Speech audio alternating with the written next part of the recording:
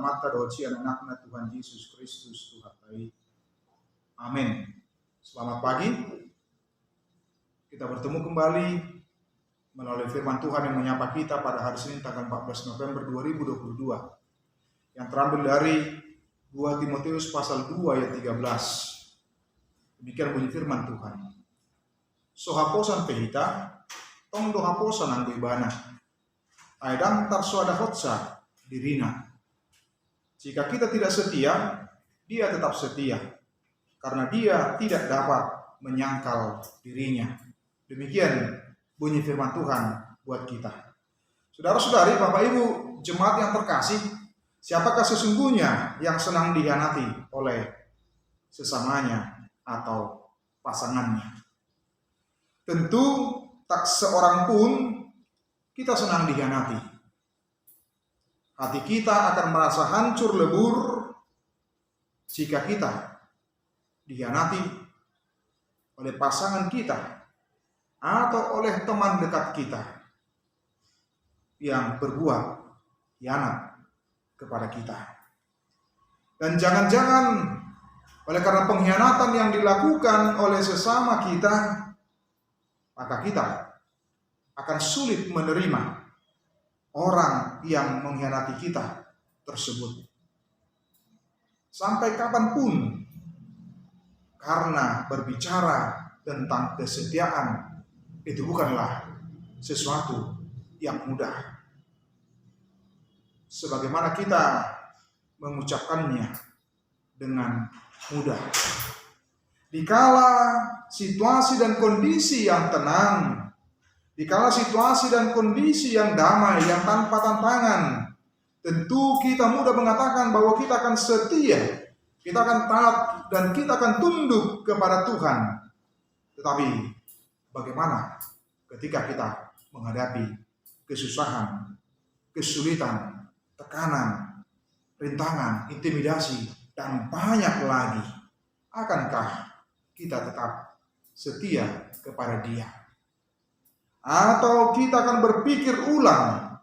Hal itulah yang menunjukkan kita sebagai manusia yang sering sekali labil, yang sering sekali mengalami kegalauan, dan berpikir tidak apa-apa mengkhianati Tuhan, karena Tuhan itu pasti mengerti, memahami tentang keberadaan dan situasi kita.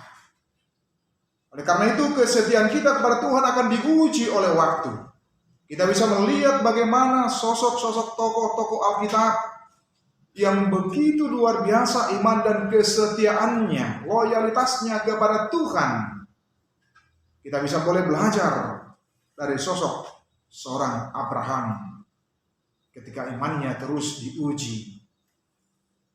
Mulai dari janji akan kehadiran keturunan, tapi sekian puluh tahun juga tidak diberikan. Kemudian disuruh berangkat ke tanah yang ditunjukkan oleh Tuhan yang tidak dia tahu bagaimana situasi dan kondisinya. Tetapi dia mendengarkan apa yang dikatakan oleh Tuhan. Meski dia juga pernah terjatuh, tidak meyakini dan mempercayai tentang janji Tuhan.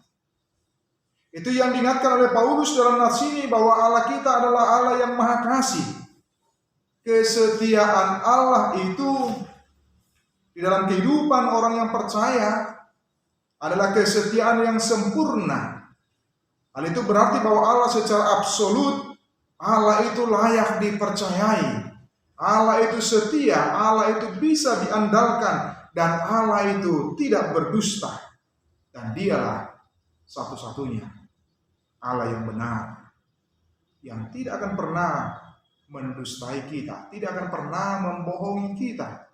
Tetapi Allah yang setia, sehingga disebutkan tadi, jika kita tidak setia, Dia tetap setia.